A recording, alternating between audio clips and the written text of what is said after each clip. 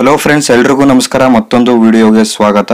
Second PUC complete ಮಾಡಿರುವಂತ ವಿದ್ಯಾರ್ಥಿಗಳಿಗೆ good news ಅಂತಾನೆ ಹೇಳ್ಬೋದು. ಏನಪ್ಪಾ ಗುಡ್ ನ್ಯೂಸ್ ಅಂತ ಅಂದ್ರೆ, ಕರ್ನಾಟಕ ಗವರ್ಮೆಂಟ್ ಕಡೆಯಿಂದ ಗ್ರಾಮ ಆಡಳಿತ ಅಧಿಕಾರಿ ಆಫೀಸರ್ಗೆ 1000 ಪೋಸ್ಟ್ ಗಳನ್ನ ಹೈಯರ್ ಮಾಡಿದ್ದಾರೆ. ಅಂದ್ರೆ 1000 ಹುದ್ದೆಗಳಿಗೆ ಪೋಸ್ಟ್ ನ ಬಿಟ್ಟಿದ್ದಾರೆ. ಅಂದ್ರೆ ವಿಲೇಜ್ ಅಡ್ಮಿನಿಸ್ಟ್ರೇಟಿವ್ ಆಫೀಸರ್ ಅಂತ. ಹಾಗಾದ್ರೆ ಬನ್ನಿ ಫ್ರೆಂಡ್ಸ್, ಕರ್ನಾಟಕದಲ್ಲಿ ಯಾವ ಯಾವ ಜಿಲ್ಲೆಗಳಲ್ಲಿ ಎಷ್ಟೆಷ್ಟು ಪೋಸ್ಟ್ ನ ಕರೆದಿದ್ದಾರೆ, ಹಾಗೆ ನಮ್ಮ ಯಾದಗಿರಿ ಡಿಸ್ಟಿಕ್ ಅಲ್ಲಿ ಎಷ್ಟು ಪೋಸ್ಟ್ ಗಳನ್ನ ಕರೆದಿದ್ದಾರೆ ಹಾಗೂ ಎಲ್ಲಾ ಸಂಪೂರ್ಣ ಮಾಹಿತಿ ಈ ವಿಡಿಯೋದಲ್ಲಿ ನೋಡ್ತಾ ಹೋಗೋಣ. ಮತ್ತು ಈ ಜಾಬ್ಗೆ ಅಪ್ಲಿಕೇಶನ್ ಹಾಕುವುದು ಹೇಗೆ ಅಂತಾನು ನೋಡ್ತಾ ಹೋಗೋಣ. ಬನ್ನಿ ಫ್ರೆಂಡ್ಸ್, ಮತ್ತೆ ಆಗ್ತಾಡ ವಿಡಿಯೋನ ಪ್ರಾರಂಭಿಸೋಣ. ಫ್ರೆಂಡ್ಸ್, ಗ್ರಾಮ ಆಡಳಿತ ಅಧಿಕಾರಿ ನೇಮಕಾತಿಗೆ ನೀವು ಅರ್ಜಿನ ಸಲ್ಲಿಸೋದಕ್ಕೆ ವೆಬ್ಸೈಟ್ಗೆ ನೀವು ಭೇಟಿ ನೀಡಬೇಕಾಗುತ್ತೆ. ವೆಬ್ಸೈಟ್ಗೆ ಭೇಟಿ ನೀಡುವುದಕ್ಕಾಗಿ ನೀವು ಬ್ರೌಸರ್ ಅಲ್ಲಿ ಹೋಗ್ಬಿಟ್ಟು ನೀವು ಫ್ರೀ ಜಾಬ್ ಅಲರ್ಟ್ ಅಂತ ನೀವು ಸರ್ಚ್ ಮಾಡಬೇಕಾಗುತ್ತೆ. ನಾನಿಲ್ಲಿ ಫ್ರೀ ಜಾಬ್ ಅಲರ್ಟ್ ಅಂತ ಸರ್ಚ್ ಮಾಡ್ತಾ ಇದ್ದೀನಿ. ನೀವು ಡೈರೆಕ್ಟ್ ಆಗಿ KEA ವೆಬ್ಸೈಟ್ ಅಲ್ಲಿ ಹೋಗ್ಬಿಟ್ಟು ನೀವು ಅಪ್ಲೈನು ಕೂಡ ಮಾಡಬಹುದು. ನಾನಿಲ್ಲಿ ಫ್ರೀ ಜಾಬ್ ಅಲರ್ಟ್ ಅಂತ ಸರ್ಚ್ ಮಾಡ್ತಾ ಇದ್ದೀನಿ. ಫ್ರೀ ಜಾಬ್ ಅಲರ್ಟ್ ಅಂತ ಸರ್ಚ್ ಮಾಡಿದಾಗ ನಿಮ್ಗೆ ಇಲ್ಲಿ free job alert website show ಆಗುತ್ತೆ. ಫ್ರೆಂಡ್ಸ್, ನಾನು ಫ್ರೀ ಜಾಬ್ ಅಲರ್ಟ್ ವೆಬ್ಸೈಟ್ ನಾನು ಯಾಕೆ ಓಪನ್ ಮಾಡ್ಕೊಂಡಿದ್ದೀನಿ ಅಂದ್ರೆ, ಫ್ರೀ ಜಾಬ್ ಅಲರ್ಟ್ ವೆಬ್ಸೈಟ್ ಅಲ್ಲಿ ಎಲ್ಲಾ ಮಾಹಿತಿಯನ್ನ ಶೇರ್ ಮಾಡಿರ್ತಾರೆ. ಅದಕ್ಕೋಸ್ಕರ ನಾನು ಫ್ರೀ ಜಾಬ್ ಅಲರ್ಟ್ ನಾನಲ್ಲಿ ಓಪನ್ ಮಾಡ್ಕೊಂಡಿದ್ದೀನಿ. ನೀವು ಈ ವೆಬ್ಸೈಟ್ ಮೇಲೆ ನೀವು ಕ್ಲಿಕ್ ಮಾಡ್ಕೊಳ್ಳಿ. ಕ್ಲಿಕ್ ಮಾಡ್ಕೊಂಡಾಗ ನಿಮಗೆ ಈ ರೀತಿ ಪೇಜ್ ಓಪನ್ ಆಗುತ್ತೆ. ಓಪನ್ ಆದಾಗ ನಿಮ್ಗೆ ಇಲ್ಲಿ ಸ್ಟೇಟ್ ನ ಸೆಲೆಕ್ಟ್ ಮಾಡ್ಕೊಳ್ಳಿ ಅಂತ ಕೇಳ್ತಾರೆ. ನಿಮ್ಮ ಸ್ಟೇಟ್ ನ ನೀವು ಸೆಲೆಕ್ಟ್ ಮಾಡ್ಕೊಳ್ಳಿ. ನಾನು ಕರ್ನಾಟಕನ ಸೆಲೆಕ್ಟ್ ಮಾಡ್ತಾ ಇದ್ದೀನಿ. ಫ್ರೆಂಡ್ಸ್, ಕರ್ನಾಟಕನ ನೀವು ಸೆಲೆಕ್ಟ್ ಮಾಡ್ಕೊಂಡಾಗ ಕೆಳಗಡೆ ಸ್ಕ್ರೋಲ್ ಮಾಡ್ಕೊಳ್ಳಿ. ಕೆಳಗಡೆ ಸ್ಕ್ರೋಲ್ ಮಾಡ್ಕೊಂಡಾಗ ನಿಮ್ಗೆ ಕರ್ನಾಟಕದಲ್ಲಿ ಕರೆದಿರುವಂತ ಗವರ್ಮೆಂಟ್ ಅಪ್ಲಿಕೇಶನ್ಸ್ ಲಿಸ್ಟ್ ಇಲ್ಲಿ ಶೋ ಆಗುತ್ತೆ. ಶೋ ಆದಾಗ ಹಾಗೆ ಕೆಳಗಡೆ ನೋಡುತ್ತಾ ಹೋದಾಗ ನಿಮ್ಗೆ ವಿಲೇಜ್ ಅಡ್ಮಿನಿಸ್ಟ್ರೇಟಿವ್ KEA ಕ್ವಾಲಿಫಿಕೇಶನ್ ನೋಡ್ಬೋದು friends. Second PUC 12th class ಅಂತ ಇದೆ. ಅಂಡ್ ನೀವು ಗೆಟ್ ಡೀಟೇಲ್ಸ್ ಮೇಲೆ ನೀವು ಕ್ಲಿಕ್ ನ ಮಾಡ್ಕೊಳ್ಳಿ. ಓಕೆ ಫ್ರೆಂಡ್ಸ್, ಗೆಟ್ ಡೀಟೇಲ್ಸ್ ಮೇಲೆ ನೀವು ಕ್ಲಿಕ್ ನ ಮಾಡ್ಕೊಂಡಾಗ ಕೆಳಗಡೆ ಸ್ಕ್ರೋಲ್ ಮಾಡ್ಕೋಬೇಕಾಗುತ್ತೆ. ಕೆಳಗಡೆ ಸ್ಕ್ರೋಲ್ ಮಾಡ್ಕೊಂಡಾಗ ಕರ್ನಾಟಕ ಎಕ್ಸಾಮಿನೇಷನ್ ಅಥಾರಿಟಿ ಕಡೆಯಿಂದ ಮಾರ್ಚ್ ತಿಂಗಳಲ್ಲಿ ಕರೆದಿರುವಂತ ಗ್ರಾಮ ಆಡಳಿತ ಅಧಿಕಾರಿಯ ಒಂದು ಕೆಲಸದ ಬಗ್ಗೆ ಮಾಹಿತಿ ಇಲ್ಲಿ ಶೋ ಆಗುತ್ತೆ. ನೀವು ಇಲ್ಲಿ ಗಮನಿಸ್ತಿರ್ಬೋದು friends, village administrative officer vacancy 2024 ಅಂತ ಇದೆ. ಅಂಡ್ ಕೆಳಗಡೆ ನೋಡ್ಬೋದು ಫ್ರೆಂಡ್ಸ್, ಇಲ್ಲಿ ಅಪ್ಲಿಕೇಶನ್ ಫೀ ಅಂತ ಇದೆ for category 2A 2B 3A 3B and general. ನೀವೇನಾದ್ರೂ 2A 2B 3A 3B general ಕ್ಯಾಟಗರಿಗೆ ಸೇರಿದವರಾಗಿದ್ರೆ ನಿಮಗೆ ಅಪ್ಲಿಕೇಶನ್ ಫೀ ಬಂದು 750 ರೂಪೀಸ್ ಇರುತ್ತೆ ಫ್ರೆಂಡ್ಸ್. ನೀವು ಇಲ್ಲಿ ಗಮನಿಸಬಹುದು, ನಿಮ್ಗೆ ಇಲ್ಲಿ category 2A 2B 3A 3B general category ಅವರಾಗಿದ್ರೆ ನಿಮ್ಗೆ 750 ಅಪ್ಲಿಕೇಶನ್ ಫೀ ಬಂದು ಇರುತ್ತೆ. ಹಾಗೆ ಕೆಳಗಡೆ ನೋಡಬಹುದು ಫ್ರೆಂಡ್ಸ್, ನಿಮ್ಗೆ SC ST ಮತ್ತು ಕ್ಯಾಟಗರಿ 1 ಅವರಿಗೆ ಸರ್ವಿಸ್ ಮ್ಯಾನ್ PWD ಕ್ಯಾಂಡಿಡೇಟ್ಸ್ ಗಳಿಗೆ ನಿಮ್ಗೆ ಅಪ್ಲಿಕೇಶನ್ ಫೀ ಬಂದು 500 ರೂಪೀಸ್ ಇರುತ್ತೆ ಫ್ರೆಂಡ್ಸ್. ಅಂಡ್ ಪೇಮೆಂಟ್ ಮೂಡ್ ಬಂದು ನಿಮ್ಗೆ ಆನ್ಲೈನ್ ನಲ್ಲೇ ನೀವು ಪೇ ಮಾಡಬೇಕಾಗಿರುತ್ತೆ. ನೀವು ಪೋಸ್ಟ್ ಅಲ್ಲಿ ಹೋಗ್ಬಿಟ್ಟು ಚಲನ ಕಟ್ಟುವಾಗಿಲ್ಲ, ನೀವು ಪೇಮೆಂಟ್ ನ ನೀವು ಆನ್ಲೈನ್ ಅಲ್ಲೇ ಮಾಡಬೇಕಾಗಿರುತ್ತೆ. ಹಾಗೆ ಕೆಳಗಡೆ ನೋಡ್ಕೊಂಡ್ರೆ ಫ್ರೆಂಡ್ಸ್, ನಿಮ್ಗೆ ಇಂಪಾರ್ಟೆಂಟ್ ಡೇಟ್ಸ್ ಅಂತ ಇಲ್ಲಿ ಶೋ ಆಗುತ್ತೆ. ನಿಮ್ಗೆ starting date for apply online ಅಂತ ಇದೆ. ನಿಮ್ಗೆ 4ನೇ ತಾರೀಕು 3ನೇ ತಿಂಗಳ ಹಾಗೂ 2024. ಹಾಗಾದ್ರೆ ಇದೇ ತಿಂಗಳು 4ನೇ ತಾರೀಕು ನಿಮ್ಗೆ ಅಪ್ಲೈ ಮಾಡೋದಕ್ಕೆ ಡೇಟ್ ನ ಲಾಂಚ್ ಮಾಡ್ತಿದ್ದಾರೆ. ಹಾಗೂ last date for apply online ಅಂತ ಇದೆಲ್ಲ ಸ್ನೇಹಿತರೆ. ನಿಮ್ಗೆ ಅರ್ಜಿಯನ್ನು ಸಲ್ಲಿಸುವುದಕ್ಕೆ ಕೊನೆಯ ದಿನಾಂಕ ಬಂದ್ಬಿಟ್ಟು 3ನೇ ತಾರೀಕು 4ನೇ ತಿಂಗಳ ಹಾಗೂ 2024. ಇದೇ ವರ್ಷ ಏಪ್ರಿಲ್ ತಿಂಗಳಲ್ಲಿ ನಿಮ್ಗೆ ಅರ್ಜಿಯ ಕೊನೆಯ ದಿನಾಂಕ ಇರುತ್ತದೆ. ಹಾಗೆ ಕೆಳಗಡೆ ನೋಡ್ತಾ ಹೋದ್ರೆ ನಿಮ್ಗೆ last date for payment of fee ಅಂತಿದೆ. ನೀವು ಅರ್ಜಿನ ಹಾಕ್ಬಿಟ್ಟು ನೀವು 1 ತಿಂಗಳದ ನಂತರ ನೀವು ಪೇಮೆಂಟ್ ನ ಮಾಡುವುದಕ್ಕೆ ಅವಕಾಶ ಇರುತ್ತದೆ. ಫ್ರೆಂಡ್ಸ್, ನೀವು ಅರ್ಜಿನ ಸಲ್ಲಿಸ್ಬಿಟ್ಟು ಪೇಮೆಂಟ್ ನ ನೀವು ಬೇಗನೆ ಮಾಡ್ಕೊಳ್ಳಿ. ನಿಮ್ಗೆ ಲಾಸ್ಟ್ ಡೇಟ್ ಬಂದು ಏಪ್ರಿಲ್ ತಿಂಗಳು 6ನೇ ತಾರೀಕುವರೆಗೂ ಇರುತ್ತದೆ. ನೀವು ಸ್ವಲ್ಪ ಬೇಗನೆ ಮಾಡ್ಕೊಂಡ್ರೆ ಒಳ್ಳೆಯದು. ಹಾಗೆ ಕೆಳಗಡೆ ನೋಡಬಹುದು ಸ್ನೇಹಿತರೆ, ಈ ಕೆಲಸಕ್ಕೆ ವಿದ್ಯಾರ್ಥಿಗಳ ವಯಸ್ಸಿನ ಮಿತಿನ ಇಲ್ಲಿ ಕೊಟ್ಟಿದ್ದಾರೆ. ಮಿನಿಮಮ್ ಏಜ್ ಲಿಮಿಟ್ ಬಂದು 18 ಇಯರ್ಸ್. ಫ್ರೆಂಡ್ಸ್, ನಿಮ್ಗೆ ಅರ್ಜಿನ ಹಾಕುವುದಕ್ಕೆ ನಿಮ್ಗೆ 18 ವರ್ಷ ಆಗಿರ್ಬೇಕು. And maximum age limit for general candidates ಅಂದ್ರೆ ಜಾಸ್ತಿ ಅಂದ್ರೆ ಜನರಲ್ ಕ್ಯಾಂಡಿಡೇಟ್ಸ್ ವಿದ್ಯಾರ್ಥಿಗಳಿಗೆ 35 ವರ್ಷಕ್ಕಿಂತ ಜಾಸ್ತಿ ವಯಸ್ಸು ಆಗಿರಬಾರ್ದು. ಅಂಡ್ ಕೆಳಗಡೆ ನೋಡಬಹುದು ಫ್ರೆಂಡ್ಸ್, ಇಲ್ಲಿ maximum age for category 2A 2B 3A ಮತ್ತು 3B ವಿದ್ಯಾರ್ಥಿಗಳಿಗೆ 38 ವರ್ಷದ ತನಕ ಅರ್ಜಿಯನ್ನು ಸಲ್ಲಿಸುವುದಕ್ಕೆ ಅವಕಾಶ ಇರುತ್ತದೆ. ಕೆಳಗಡೆ ನೋಡಬಹುದು ಸ್ನೇಹಿತರೆ,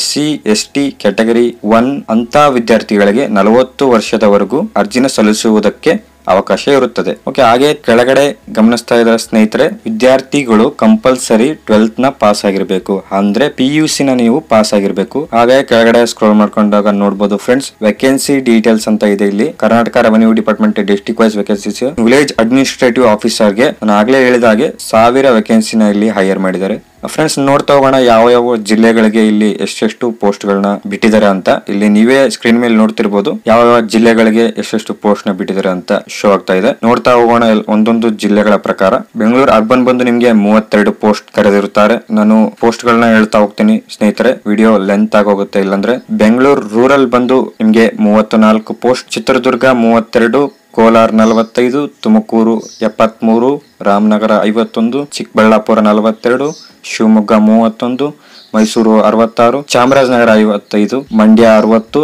ಹಾಸನ 54, ಚಿಕ್ಕಮಂಗ್ಳೂರು 23, ಕೊಡಗು 6. ಏನಪ್ಪಾ ಫ್ರೆಂಡ್ಸ್, ಇಲ್ಲಿ ಕೊಡಗುಗೆ ಬರೀ 6 ಪೋಸ್ಟ್ ನ ಇಲ್ಲಿ ಕರೆದಿದ್ದಾರೆ. ಅಂದ್ರೆ ಕೊಡಗುಲಿ ಆಲ್ರೆಡಿ ಗ್ರಾಮಾಡಳಿತ ಅಧಿಕಾರಿಗಳು ಇರ್ತಾರೆ, ಅದಕ್ಕೋಸ್ಕರ ಅವರು ಕಡಿಮೆ ಪೋಸ್ಟ್ ನ ಇಲ್ಲಿ ಕರೆದಿರ್ತಾರೆ. ಹಾಗೆ ಉಡುಪಿ 22, ದಕ್ಷಿಣ ಕನ್ನಡದಲ್ಲಿ 50 ಪೋಸ್ಟ್ ನ ಇಲ್ಲಿ ಕರೆದಿದ್ದಾರೆ. ಹಾಗೆ ಬೆಳಗಾವಿ 64, ವಿಜಯಪುರ ಕೇವಲ 7 ಪೋಸ್ಟ್, ಬಾಗಲಕೋಟೆ 22, ಧಾರವಾಡ 12, ಗದಗ 30, ಹಾವೇರಿ 34, ಉತ್ತರ ಕನ್ನಡ 2, ಕಲಬುರಗಿ 67, ರಾಯಚೂರು 4, ಕೊಪ್ಪಳ 19, ಬಳ್ಳಾರಿ 17, ಬೀದರ್ 24, ನಮ್ಮ ಯಾದಗಿರಿಲಿ ಕೇವಲ 9, ಕೊನೆಯದಾಗಿ ವಿಜಯನಗರ 3. ಸ್ನೇಹಿತರೆ, ನಿಮ್ಗೆ ಇಲ್ಲಿ ಎಲ್ಲಾ ಜಿಲ್ಲೆಗಳ ಪಟ್ಟಿ ಇಲ್ಲಿ ಶೋ ಆಗುತ್ತೆ. ನೋಟಿಫಿಕೇಶನ್ PDF ನ ನಾನು ಡಿಸ್ಕ್ರಿಪ್ಷನ್ ಅಲ್ಲಿ ಕೊಟ್ಟಿರ್ತೀನಿ, ನೀವು ಡೌನ್ಲೋಡ್ ಮಾಡ್ಕೊಂಡು ನೀಟಾಗಿ ಓದ್ಕೊಳ್ಳಿ. ಫ್ರೆಂಡ್ಸ್, ಇನ್ನೊಂದು ಮಾಹಿತಿ ತಿಳಿಸಬೇಕಾಗಿತ್ತು. ಉಳಿಕೆ ಮೂಲ ವೃಂದದ ಹುದ್ದೆಗಳ ಸಂಖ್ಯೆ ಅಂತ ಒಂದು ಪಟ್ಟಿನ ಬಿಟ್ಟಿದ್ದಾರೆ. ಆ ಪಟ್ಟಿಲಿ ನಿಮ್ಗೆ ಎಲ್ಲಾ ಜಿಲ್ಲೆನ ಮೆನ್ಷನ್ ಮಾಡಿದ್ದಾರೆ. ಅಂಡ್ ಕೆಳಗಡೆ ಕಲ್ಯಾಣ ಕರ್ನಾಟಕ ಸ್ಥಳೀಯ ವೃಂದದ ಹುದ್ದೆಗಳ ಸಂಖ್ಯೆ ಒಂದು ಪಟ್ಟಿನ ಬಿಟ್ಟಿದ್ದಾರೆ. ಅದನ್ನು ನೀವು ಸೂಕ್ಷ್ಮವಾಗಿ ಗಮನಿಸಬೇಕಾಗುತ್ತೆ.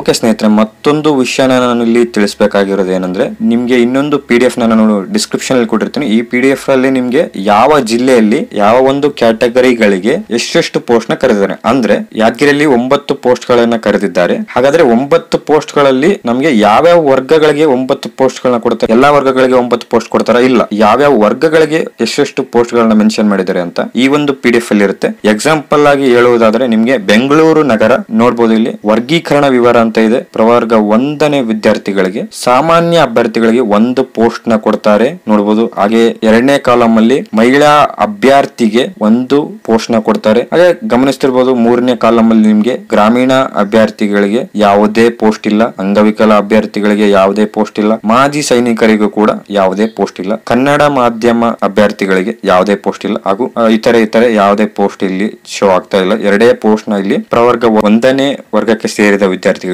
2 ಪೋಸ್ಟ್, ಕೇವಲ 2 ಪೋಸ್ಟ್ ನ ಕೊಡ್ತಿದ್ದಾರೆ. ಇದನ್ನ ನೀವು ಸೂಕ್ಷ್ಮವಾಗಿ ಓದ್ಕೊಂಡು ಯಾವ ಜಿಲ್ಲೆಗಳಿಗೆ ಸೂಟೇಬಲ್ ಆಗ್ತಿರೋ ಆ ಒಂದು ಜಿಲ್ಲೆಯನ್ನ ನೀವು ಸೆಲೆಕ್ಟ್ ಮಾಡ್ಕೊಂಡು ಅಪ್ಲೈ ಮಾಡಬೇಕಾಗುತ್ತೆ. ಹಾಗೆ ಕೆಳಗಡೆ ನೋಡಬಹುದು, interested candidates can read the full notification before apply online ಅಂತಿದೆ. ನಾನು ಎಲ್ಲಾ ನೋಟಿಫಿಕೇಶನ್ ಲಿಂಕ್ಸ್ ನಾನು PDF ಲಿಂಕ್ಸ್ ನಾನು ಕೆಳಗಡೆ ಡಿಸ್ಕ್ರಿಪ್ಷನ್ ಅಲ್ಲಿ ಕೊಟ್ಟಿರ್ತೀನಿ. ಒಂದ್ಸರಿ ಡೌನ್ಲೋಡ್ ಮಾಡ್ಕೊಂಡು ಅಪ್ಲಿಕೇಶನ್ ಹಾಕೋದಕ್ಕಿಂತ ಮುಂಚೆ ನೀವೆಲ್ಲಾನು ಕ್ಲೀನ್ ಆಗಿ ಓದ್ಕೊಳ್ಳಿ, ನೀಟಾಗಿ ಓದ್ಕೊಂಡು ನೀವು ಅಪ್ಲಿಕೇಶನ್ ಹಾಕೊಳ್ಳಿ ಫ್ರೆಂಡ್ಸ್. ಹಾಗೆ ಕೆಳಗಡೆ ನೋಡಬಹುದು ಇಂಪಾರ್ಟೆಂಟ್ ಲಿಂಕ್ಸ್ ಅಂತ ಇದೆ. ಆನ್ಲೈನ್ ಅಲ್ಲಿ ಅಪ್ಲೈ ಮಾಡೋದಕ್ಕೆ ಡೇಟ್ ಬಂದು ನಿಮ್ಗೆ ಮಾರ್ಚ್ ತಿಂಗಳ 4ನೇ ತಾರೀಕು ನಿಮ್ಗೆ ಆನ್ಲೈನ್ ಅಲ್ಲಿ ಅಪ್ಲೈ ಮಾಡೋದಕ್ಕೆ ಡೇಟ್ ಬಿಡ್ತಾರೆ ಅಂತ ಹೇಳಿದ್ರು. ಬಟ್ ಇನ್ನು ಅಪ್ಲಿಕೇಶನ್ ಲಿಂಕ್ ಬಂದು ಓಪನ್ ಆಗಿಲ್ಲ. ಓಪನ್ ಆದ ಕೂಡಲೇ ನಾನು ಅಪ್ಲಿಕೇಶನ್ ಫಾರ್ಮ್ ಹೇಗಿರುತ್ತೆ, ಅಪ್ಲಿಕೇಶನ್ ಫಾರ್ಮ್ ನ ಹೇಗೆ ಫಿಲ್ ಮಾಡೋದು, ಅಪ್ಲಿಕೇಶನ್ ಫಾರ್ಮ್ ಅಲ್ಲಿ ಏನೇನ್ ಡಾಕ್ಯುಮೆಂಟ್ಸ್ ಕೇಳ್ತಾರೆ, ಅಪ್ಲಿಕೇಶನ್ ಫಾರ್ಮ್ ನ ನಾವು ಟೋಟಲ್ ಆಗಿ ಹೇಗೆ ಫಿಲ್ ಮಾಡೋದು, ಹಾಗೆ ಆನ್ಲೈನ್ ಪೇಮೆಂಟ್ ಹೇಗೆ ಮಾಡೋದು ಮತ್ತು ಅಪ್ಲಿಕೇಶನ್ ಪ್ರಿಂಟ್ ನ ತಗೊಳ್ಳೋದು ಹೇಗೆ ಅಂತ ನೋಡೋಣ. ಅಂಡ್ ಫ್ರೆಂಡ್ಸ್, ನೀವು ಕೆಳಗಡೆ ನೋಡಬಹುದು ಡೀಟೇಲ್ ನೋಟಿಫಿಕೇಶನ್ ಅಂತಿದೆ. ನೀವು ಕ್ಲಿಕ್ ಕೇರ್ ಮೇಲೆ ನೀವು ಕ್ಲಿಕ್ ಮಾಡ್ಕೊಂಡಾಗ ನಿಮಗೆ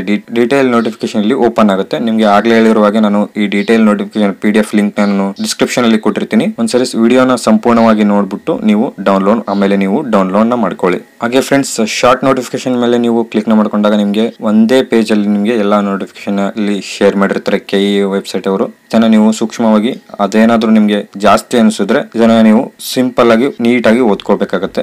ನೀವು ಇದನ್ನಾದ್ರೂ ಕಂಪಲ್ಸರಿ ಓದ್ಕೊಳ್ಳಬೇಕು. ಅದನ್ನ ನೀವು ಸ್ಕಿಪ್ ಮಾಡಿದ್ರು ಕೂಡ ನೀವು ಇದನ್ನ ಕಂಪಲ್ಸರಿ ನೀವು ಓದ್ಕೋಬೇಕಾಗತ್ತೆ.